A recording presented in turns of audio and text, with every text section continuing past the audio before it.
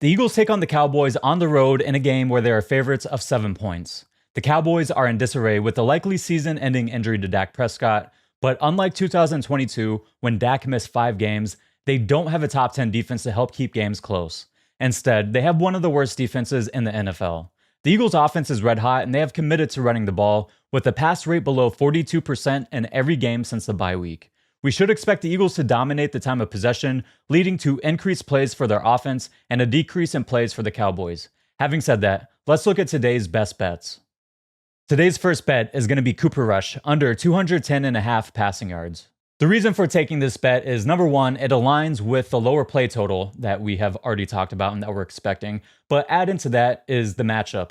The Eagles' defense is 7th in the NFL in yards per attempt at 6.5 yards per attempt allowed. But since the bye week, they are first in the NFL at 5.7 yards per attempt. And that coincides with Cooper DeJean stepping into the lineup and just really this defense getting to know Fangio's scheme much better overall. Cooper Rush is currently last in yards per attempt among quarterbacks with 39 dropbacks this season at 4.3 yards per attempt. In 2022, when he had more extensive playing time, which included 172 dropbacks, his 6.5 yards per attempt ranked 32nd out of the 41 qualifying quarterbacks. And this Cowboys offense is not as good as they were in 2022. So while I do expect his 4.3 yards per attempt to creep up closer to that 6.5 yards per attempt, I don't think it's going to rise all the way back to that level, and especially not in this game playing against an Eagles defense that is red hot. Add into this, there's reports that Trey Lance is likely to get playing time, and that's just extra attempts taken away from Cooper Rush. My biggest cause for concern, and it makes me a little bit nervous, is that we are projecting for higher pass attempts from Rush. Even though we do expect the Cowboys to run less plays overall, I expect them to hit about 60 at most plays on offense when you take out penalties. Even though we're expecting a lower play total for the Cowboys, they pass at a very high rate. And when you consider that this Eagles run defense has been one of the hardest to run on, their 3.6 yards per carry allowed is second best in the NFL since the bye week.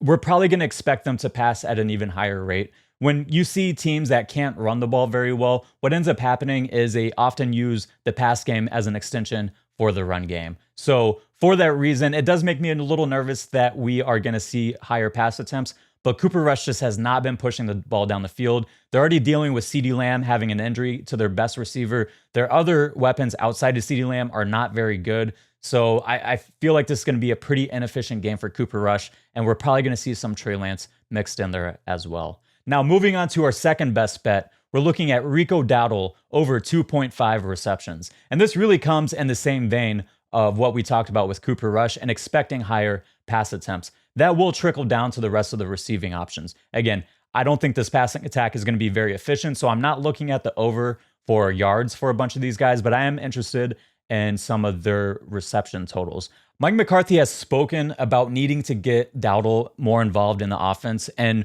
we spoke about it in the preview of this game, how Zeke Elliott has just he's been horrible. There's no other way to put it. They need to get Dowdle on the field. He's just a more explosive back. He's a better back right now. And we saw last week Dowdle have 41 pass snaps. That is the most that he's had in a game this season. It's 14 more than his previous high, and he had 5 receptions last week. And he's also gone over this number in 4 of 7 games this season.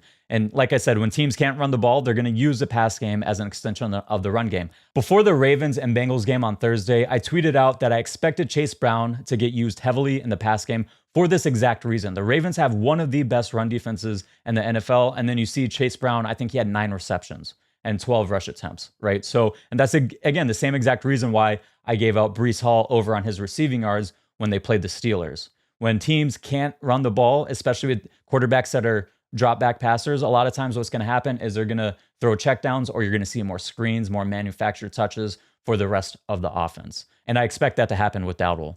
Now, moving on to our final best bet of this game, we're looking at Kenneth Gainwell over 13.5 rushing yards. Listen, Saquon Barkley has pretty much become a free play on his over for rushing yards, so I'm not going to continue giving that one out. I will say there is potential for downside of Saquon not hitting that number if the Eagles just come out and run up the score right away.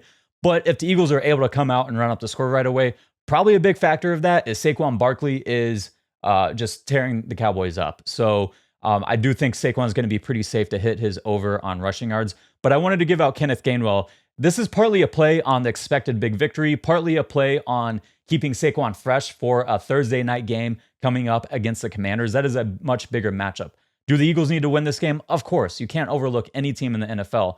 But the Eagles are going to be playing on Thursday night. This should be a game where they come out and just work the Cowboys, right? So there's some opportunities to rest Saquon a little bit. You also add into that, after Saquon's backwards hurdle last week, he was dealing with some discomfort. You could tell in his back or his neck somewhere. Again, this is partly a play also on the Cowboys' run defense being really bad, and partly a play on the Eagles becoming the most run-heavy team in the NFL since the bye week.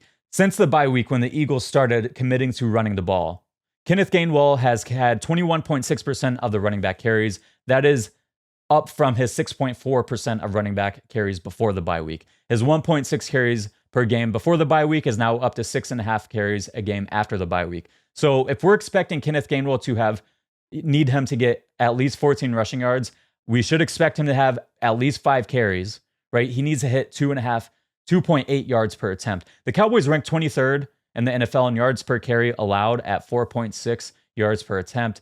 So this should be a game where Kenneth Gainwell is able to hit that number. And honestly, I expect we could see an increase in running back carries with the potential big blowout, and with the Eagles looking to keep Saquon and some of their other guys fresh for their Thursday night matchup. I would also consider Kenneth Gainwell 25 plus rushing yards at plus 270. Now, that'll be it for today's best bets, but I am currently in the process of building out a Discord and a Patreon so I can give even more numbers for you guys. But make sure you're following me on Twitter as well, because I will be tweeting out some numbers I like, whether they're live bets or before the games. I'm going to make sure I'm tweeting out about an hour before every primetime game. So Sunday night, Monday night, Thursday night games, I'm going to be tweeting out a number that I like. So make sure to follow me on Twitter as well. But that'll be it for today's Best Bets episode. Good luck to everybody, and see you next week.